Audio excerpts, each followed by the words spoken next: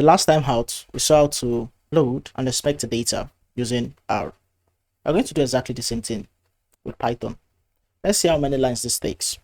With Python, we have to import a package to begin. I'll be using the pandas package. So we import pandas as PD. Then after that, we use the read CSV function. Then we locate our data right here. Right, if it's data, then PADI dataset. Similar to before, I'm going to load it first. So yes, now I can save to a variable, and I'll call this PADI TBL. Now that we've saved it, to check the structure as we did before, see the properties of each variables in the data set, we are going to use info. .info. And right here we can see that we have exactly the same thing.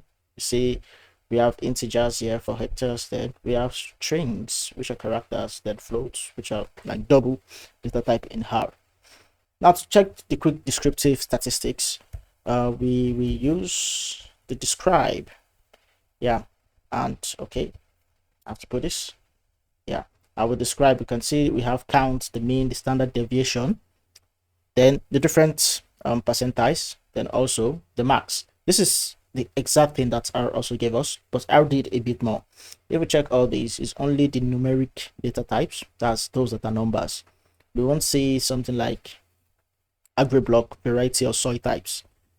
I won't have any properties about this. So this is something you have to keep in mind, when working on something like this, especially when checking the descriptive statistics. Thank you for watching. If this video added value, don't forget to like, follow, and share it. At EU Study Assist, we're committed to helping students access quality education one opportunity at a time.